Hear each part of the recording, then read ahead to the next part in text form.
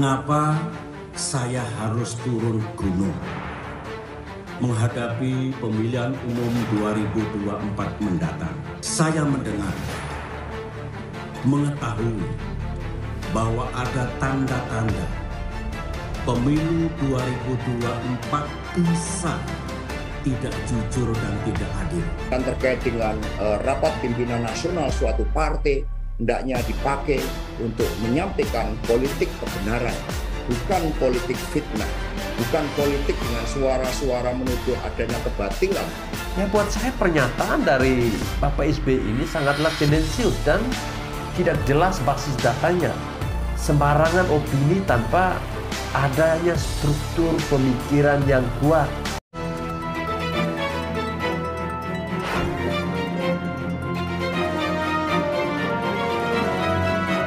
Assalamualaikum warahmatullahi wabarakatuh. Shalom, salve, Om Swastiastu, Namo Buddhaya, salam kebajikan. Teman-teman, sebelum menonton video ini silakan klik tombol subscribe bagi yang belum, dan bagi teman-teman yang sudah silakan klik tombol like, komen, dan juga share videonya.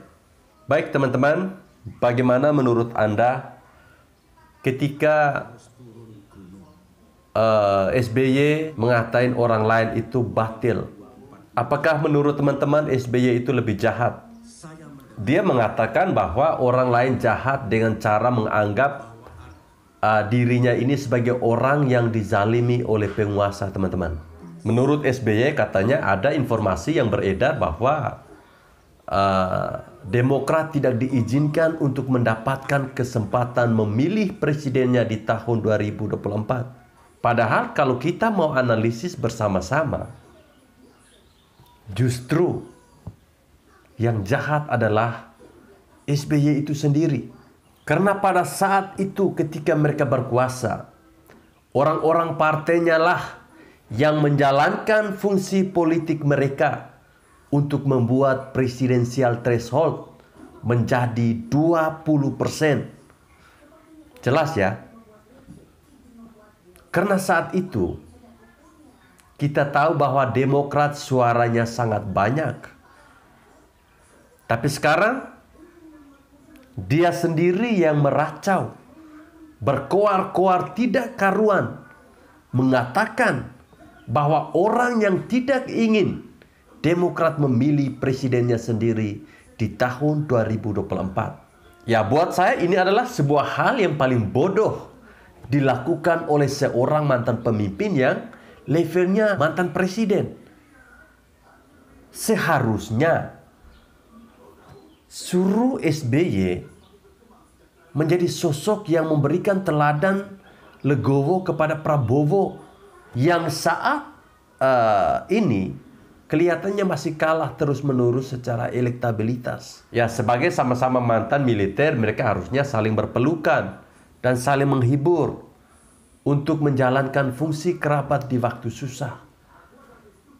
Tapi buat saya, apa yang menjadi bahan framing oleh SBY adalah sangat tidak bertanggung jawab dan jauh dari kata terhormat, teman-teman.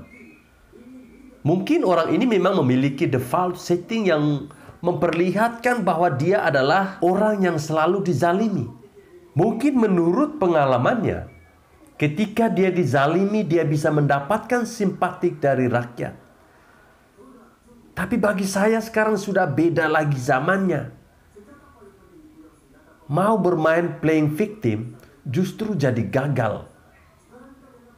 Ya, karena sekarang kita lihat bahwa ada orang-orang di Demokrat yang kelakuannya tidak karuan dan justru seperti Andi Arief dan juga beberapa tokoh tidak jelas. Mulut mereka pedas dan cenderung tidak jelas komentarnya. Lalu ada peliharaan juga yang seperti Roger itu. Itu yang berkoar-koar dan berlagak seperti singa di media. Tapi nyalinya kucing. Seperti Imam Jumbo itu. Ya, dia juga loyalis dari Demokrat loh. Dulunya. Ya, kalau sekarang kita tidak tahu.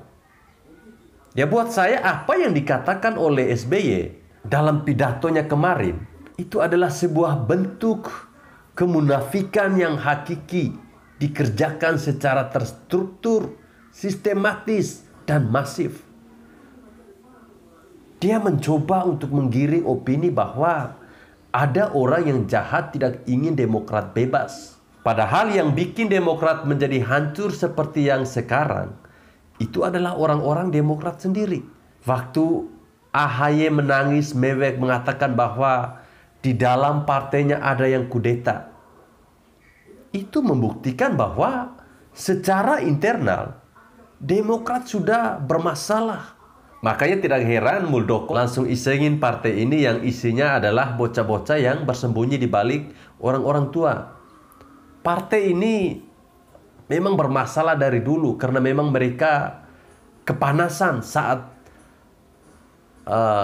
Bapak Jokowi itu menang pada Pilpres tahun 2014. Bayangkan saja, Ketua Umum Partai Demokrat sampai ditangkap oleh KPK karena kasus korupsi kok.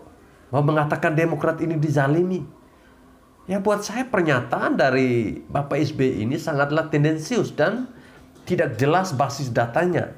Sembarangan opini tanpa adanya struktur pemikiran yang kuat dan juga rekam jejak yang jelas. Mengapa saya harus turun gunung menghadapi pemilihan umum 2024 mendatang? Saya mendengar, mengetahui bahwa ada tanda-tanda pemilu 2024 bisa tidak jujur dan tidak adil. Konon akan diatur dalam pemilihan presiden nanti yang hanya diinginkan oleh mereka dua pasangan capres dan cawapres saja yang dikehendaki oleh mereka. Dan terkait dengan rapat pimpinan nasional suatu partai hendaknya dipakai untuk menyampaikan politik kebenaran, bukan politik fitnah, bukan politik dengan suara-suara menuduh adanya kebatilan, adanya kejahatan. Dan inilah yang kami tidak terima karena hal tersebut dituduhkan secara langsung pada pemerintahan Bapak Jokowi. Ketika Bapak SBY memang mendengar dan kemudian tadi dikatakan mendengar dan kemudian mengetahui, ya itu harus disampaikan melalui proses hukum sehingga segala sesuatunya berakar dalam koridor hukum yang ada.